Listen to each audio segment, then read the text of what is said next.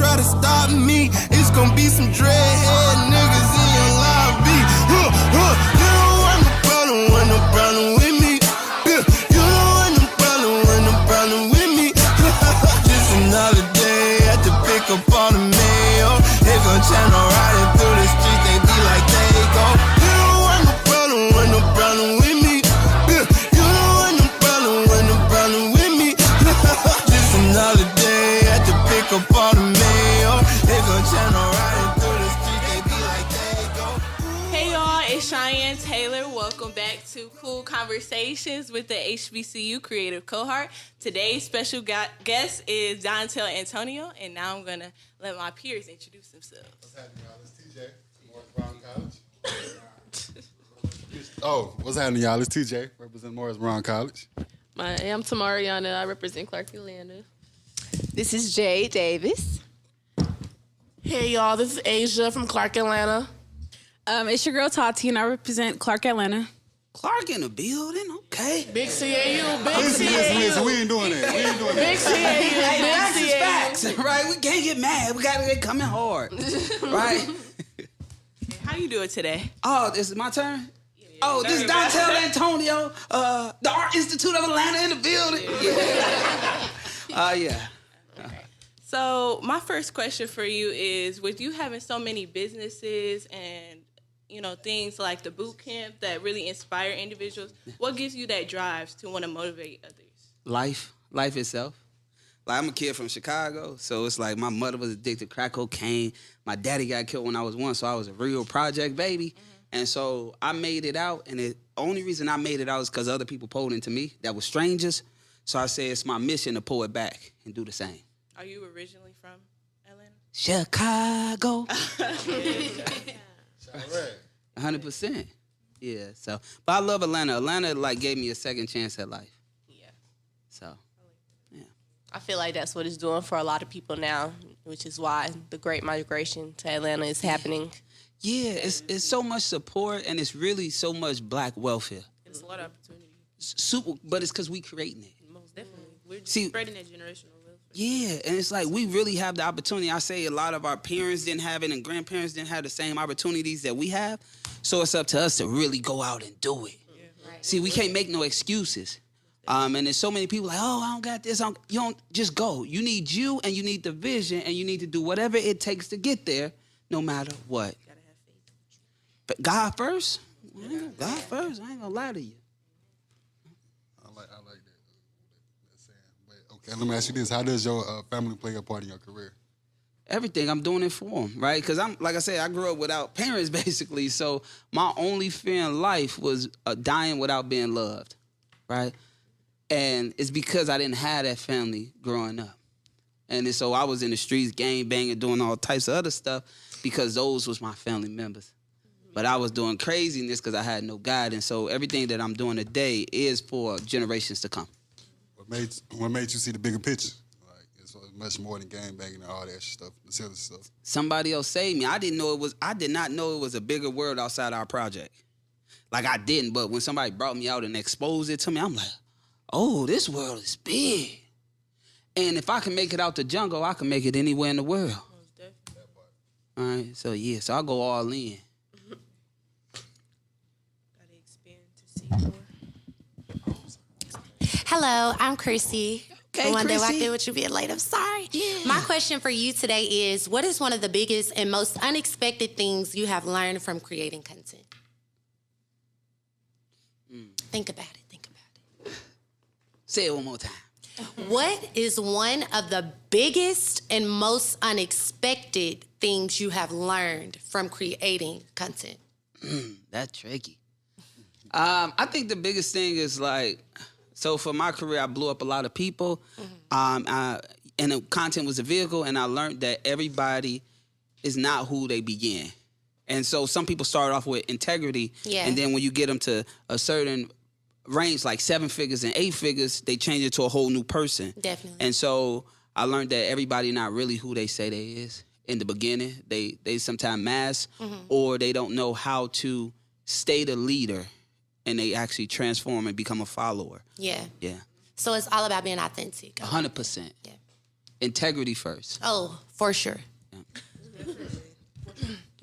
All right. So as you remain authentic within your journey, what is some advice that you would give someone who is interested in content creation? Go create. And I think the biggest thing is don't always think that you have to reinvent the wheel. See, because us as creators, we like, no, they did that. I ain't going to do that. They did it and it's working. So you're going to spend 10 years attempting to redo it when you already see theirs moving. Just make it yours. So how do you work through those blockages when you feel like you have nothing to create from? Because sometimes content creating, you find yourself in a little dark spot and not really having inspiration. So how do you work through those? For me, I'm always going to have inspiration, right? And you know why? Because I go back to my purpose. See, it's not about, like, we as humans, we're going to have times where we get depressed and catch anxiety and stuff. And I say depression is nothing, it's not bad. Most people look at depression as bad. And I say look at it as a time to slow down, to think, so you can come with a bigger idea. And so for people that's having roadblocks, it's just you're getting distracted from your actual purpose, right? And so get back on path and get back clear, because the distraction ain't gonna do nothing but keep you stuck in that traffic jam. Stuck. A word, ain't it? A word. Okay. So we noticed on your LinkedIn that you mentioned you changed your major from graphic design to photography. So with us being college students, what would you say, or what advice would you have for us considering we changed our majors? I changed my major a long time ago. And the reason why is because I actually changed my major to make my graphics better. So I added photography because the people that was taking people photos, the photos was crappy. Yeah. So my graphics was ain't looking as crispy. So I changed my major to make my end result better. So if you changing your major gonna make your future better, then you change it. Yeah. See, because sometimes what happens is we have this goal at first, and then as we get smarter and more intelligent in life, the goal change. So when you was in high school, your goal was this, and that's why you went to college. But as you start getting older, you start realizing, I kind of want to do something bigger. Change your major. Now, don't keep changing it, because every time you change it, costs something. Now, you know. Starting over? Yeah. Make sure it correlates and make sure that everything's still accredited so you can get up out of there and actually go to the real world, because the experience don't happen until you get in the real world. Right. Internships. So you spoke about being authentic and helping many others blow up and start their careers. What are some tips and guidelines that you would give, like, young creators or upcoming creators, to better stay authentic and help themselves? Every opportunity is not an opportunity.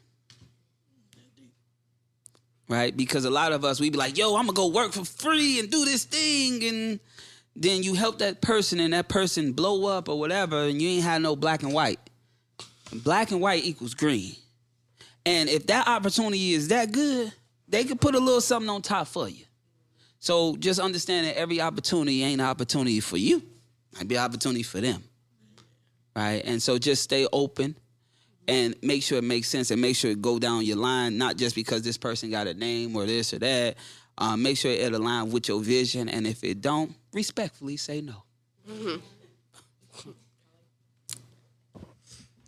In what ways have you generated revenue through your career choice? Which ways haven't I? Period. Right?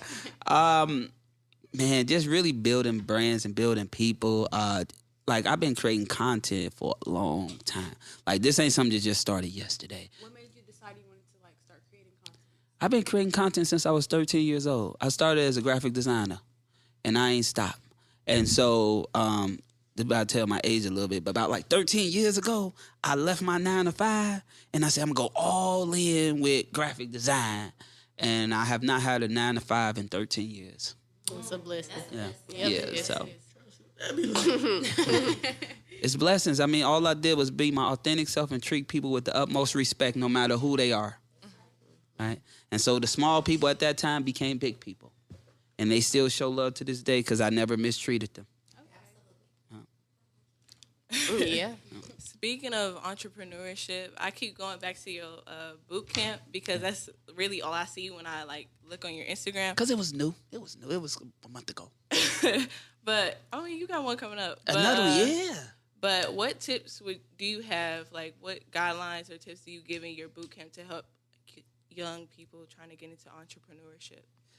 In the boot camp, it's not young people in there. Well, what tips could you give us? Okay, cool. But what we actually trying to attempt? I owe 25 push-ups because we don't use the TRYING.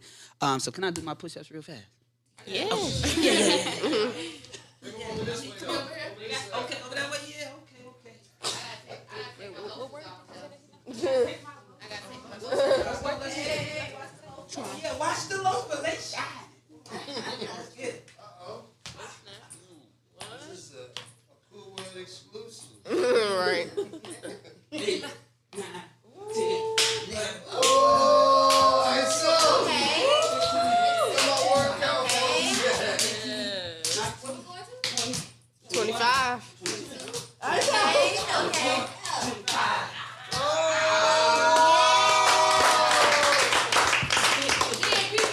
I'll switch my hands this way. I know how to change that.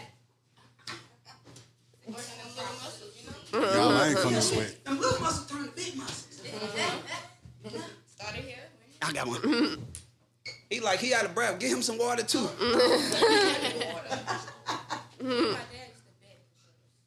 I see you was ready. You turned them out. All right. So what was the question? Like, with your boot camp and everything, what tips and guidelines could you give to young people trying to get into entrepreneurship? Or content creating? No, I got you. The boot camp, what we do is help entrepreneurs grow and scale with their impact using content. So they can get their message all the way out there and go harder. So my whole goal, even for the next boot camp, I'm kind of looking for a nonprofit that focus on entrepreneurship for youth. And I want to donate. So every event, we want to donate. So we want to take the crowd, fundraise, raise, and give out capital. HBCU Creative Cohort. Right?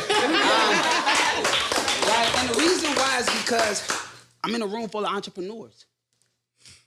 My entrepreneurship started at 10, right? I had a vision at 10. And I wish somebody molded it then. And so I'm using my boot camp as a grounds for the parents so they can pour into their kids. Right? So if I allow them and help them get their business up, now they're going to instill it in their kids and the youth and everything, and it goes down. Generational wealth. 100%.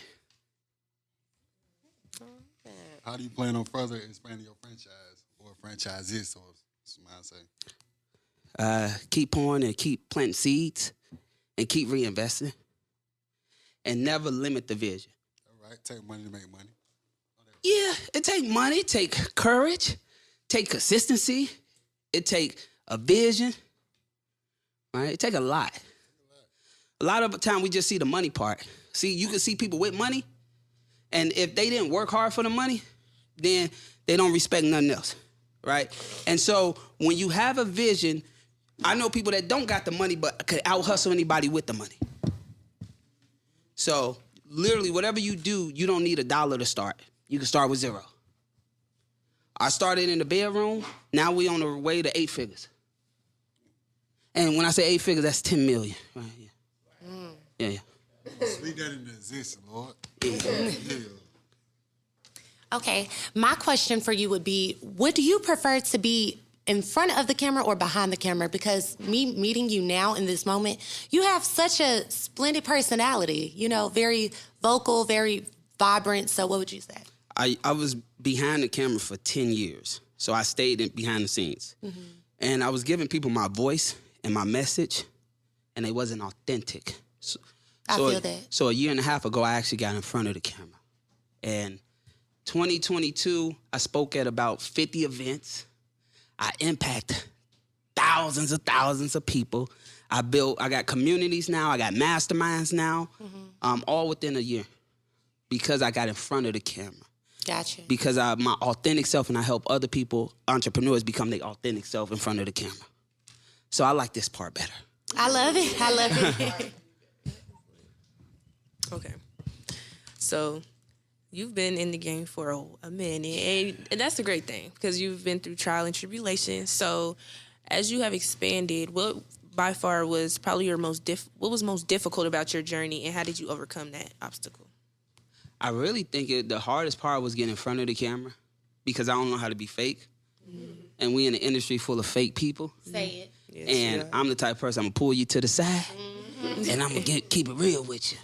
And I had one of my homeboys, I don't know if y'all know him, his name's Sayari the Kid. Yeah. He told me one day, he said, don't expose the snakes. Just keep your grass cut low and use them for what you can. Because I'm the type of person, you say something crazy, I can't let it ride. I feel it. And so once I got in front of the camera, like some of the stuff I just don't expose, but I'll pull them to the side and I tell them, or I'll keep it moving. And if I keep it moving, I just make sure I stay away from them. Right. Because like last year I went to an event in September. It was $25,000 to get in the room. This just to walk in the front door and to attend. It was $25,000. And day 4, I got kicked out the room. Because I told them the information was basic. Oh, they attempted, like, see, it's a lot of people like this, and they was like, I pulled the guy to the side the first 2 days, told him privately, and then the other guy in front of everybody, he was like, so Dontell, you ain't getting no value in front of everybody. Oh, you try to... And he thought I was going... You have to check stuff like that, yeah, though. He thought I was going to freeze. And I said, no, this information is basic. And he said, okay, if it's basic, you can leave then. Bye-bye. I ain't mad. Send me back my money, though. Right. You paying for that. You can't. You feel me? Yeah. Where did you get your money back? Where I say I'm from. I got my money back the next day. If not, we would have problems. Yeah. Okay. So I don't know if you have or you have not done a TED Talk yet, but my question was, have you ever considered doing one? Can I tell you something? Yes. I did a damn TED Talk. I did everything. We did the interview. We did everything. And then the person who was supposed to rep, why he run off with everybody money and stuff? Oh, wow. And he really was a TED Talk person. And so I got my money back because I don't play like that. Yeah, I can't tell y'all how what I did. But and so he literally was doing TED Talks for real. And I guess he lost his license because you can't charge for TED Talks. But he didn't tell nobody he lost his license. That's funny. And so, yeah, I did do one. Okay. Well, I would have loved to have seen it. I do like TED Talks. Me too. I would have loved to see it. I got fresh. It's a picture on my IG of me doing the thing, but it never came out. Okay. Yeah, you got some money back. Oh, we always gonna get that back. Money back. Yeah, some magically they addresses fall out the sky, and when they do that, they don't want no more problems. Chance, no problems. Well, I like everything that I'm hearing so far right now. By the way, my name is Jalen. So my question for you is, what made you take the final step into putting your money, open a restaurant, and how did you do it? You reading your questions from your last guest. What the hell? I get what you're saying. We're gonna take restaurant out, right? Okay. Okay. That what happened when you come late. Yeah, that's what happened when you come late. I told him. I said I ain't want to do it. But let's just. I know the basis of the question. The biggest thing for me is I always believed in myself and I always invested in myself from day one. Mm-hmm. Because the person with the money is the person with the power. For sure. And I never let nobody have the power over me. Right. So I always invested. But at first I used to invest every dollar I had. Mm-hmm. And if you know about investing every dollar that you have, as soon as you buy the thing, you go back to what? Broke. And then I had to realize, like, this ain't working. And so I think, like, 2016, I started understanding the bank and how money work and how America work and how to leverage business credit, personal credit, and all of that. Mm-hmm. And I was able to leverage other people's money so I can grow my empire. For sure. For sure. Yeah. Get him on the right page, y'all. I have a question that just popped up in my head. So you spoke about how you had a vision at 10 years old, but you didn't have anyone to mold it or, push it. If there was someone in your shoes right now at that young age and didn't know where to start or didn't have anyone, to mold them and push them, what would you say to them right now as, where you are in your career now? I just tell them to do it. Just what I did. So at 10, I wanted this scooter from Target. It cost $214. But my mother was on dope, so I had to figure it out. And I never cut grass a day in my life. But one of my homeboys had a lawnmower. So I was like, yo, let's go cut grass. So we went to go knocking on doors. First couple people told us no. Then this lady named Allie Moore, she told us yes. But she had this big old dog named Rocco. And I had to think about it. I'm short now, so y'all can imagine me at 10. I was a little itty-bitty guy. And so I'm like, I don't know about this, y'all. I told him, and I was like, you know what? I'm going to cut it. And so I cut her grass. She paid, we asked for $12.50. She ended up giving us $25. And then my friend, he quit on us, first day. I stayed doing it. By the end of the week, I bought the scooter for $214. So right there at that moment, I learned anything in this world I want, I can get it. I just got to put in the work for it. So I tell him to do it. Figure out anything around you where you can do respectfully, legally, and something to your liking to make it happen. Respectfully, legally. Hello. Where you see yourself at 10 years from now? I'm going to be a billionaire, 100%. Millionaire? That right, so? That right? 100%. See, all that energy. Yeah. Oh, yeah. Yes, Would you ever be interested in like an entrepreneur program for like college students? Yes. Actually, one of my clients, he created an app called HBC Change to help HBC. Yeah. That's Xavier. That's one of my mentors. Yep. And we created all the content for it and stuff back then for it to launch it. So I'm real big on giving back. Like I do, like one time on live, I sent a lady to Greece randomly. Like, yeah, just on live, y'all. I just be doing stuff on live.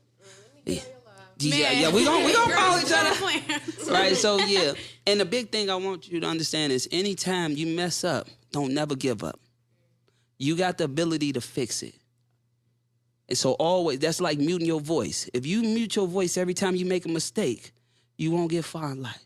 So always attempt to do it again. All right. I ain't been on your live, but them books at Moore Brown, we come out the pocket. What they be like? Say what now? What the books be like? What you mean what they be like? Like what they look? You say come out of pocket like what? Like how much? Like we ain't got no school stores, so you got to buy them. Like how much they be like? They be like 175 between 175. And so 215. how many books? How much you have to pay on the book? Depends on how at many one cut. time, like at one time, like between 175 and 215 for a book. Yeah. About 500. Okay, cool. Right. But you gotta go on summer break though, so you already got your books for this. Summer school. Oh, get out of there. To piggyback off of that and giving back, and I want to go back to generational wealth. Not everybody has resources, to be able to go to panels and, go to shows to talk about this. Like, what could you tell people, like, to help them with generational wealth and, like, not knowing or any idea to help their kids advance in life? They gotta get in the rooms. It's no doubts about you must get in a room. You have the ability. You just have to choose on what you want to buy. Do you want to buy them Jordans or do you want to buy that ticket? And so I'm going to tell them to get in the room no matter what. Because when you get in the room, it's not only going to skyrocket you, it's going to skyrocket your vision, your relationships, your network, your investments, everything. Because the people that you've been missing is in the room. Because sometimes you get so close to the people around in your family and you think that those going to be the ones that uplift you. They are not, because they never seen a bigger vision than where they at. So they must get in the room if they want to break generational curses. Must. I'm so glad you spoke on breaking generational,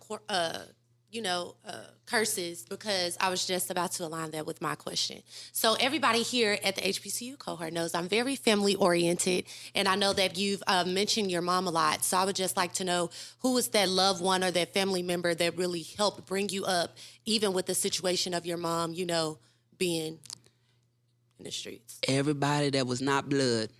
Wow. Strangers, right? So strangers came in my life and impacted me, saved my life. And so that is why every single day I pay it forward, because I was once that person. And these people, I wasn't who I am today. So I'm talking young, wild, crazy. So I would have looked at me and like, I ain't gonna. And so for them to actually see something in me, it motivated me. That's why I gotta go hard, and that's why I gotta put people first and respect people first. Mm-hmm.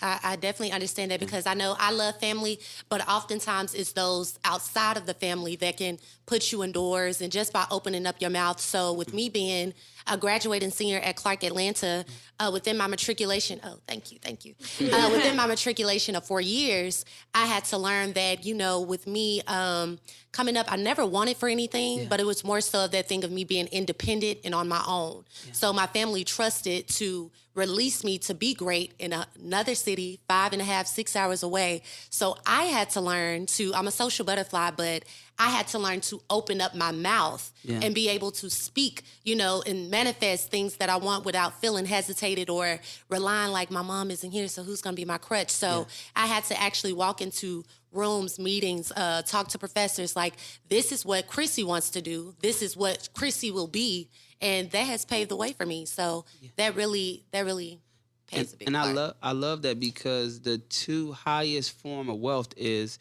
imagination and communication. Yeah. If you don't master communication, you will never be wealthy. Very true. And if you don't master imagination, you won't unlock no doors. Anybody you think of that's billionaires, it was imagination that they used. Yeah. We think about Walt Disney. We think about Elon Musk. We think about Jeff Bezos. We think about Steve Jobs. All of them had a vision that nothing could stop them in the world from creating, not even the companies. Hold on. Hey, my name is Iso. I'm the photographer back, but I got this one question. It's stuck in my head. Being from the Midwest, because I'm from Minnesota. You're from Chicago. I lived in Minnesota for a little bit. Okay. In St. Paul.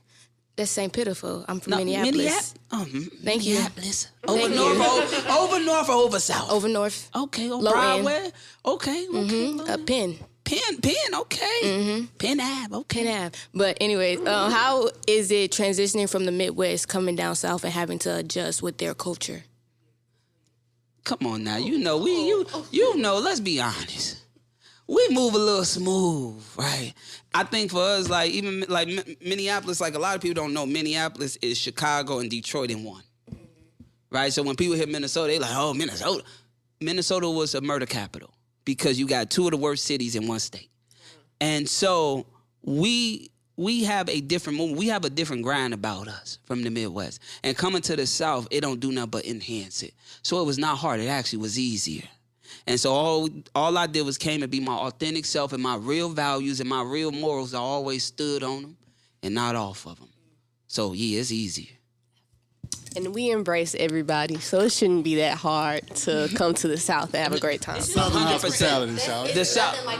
Yeah, no. The South, y'all, the South is the South for a reason. Like, that's why this, come on, this Wakanda right here. Okay. Always having something to say. Come on now.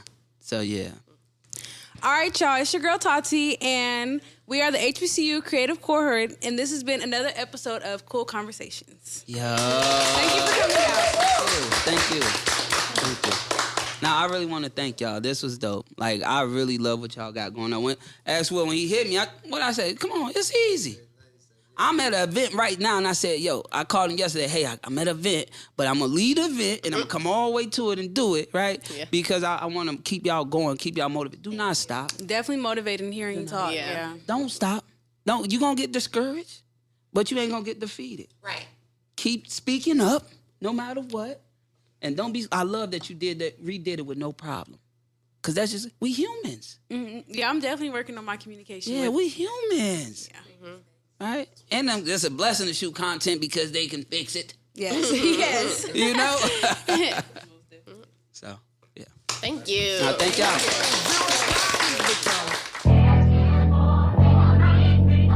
Yup. If one more label try to stop me, it's gonna be some dread.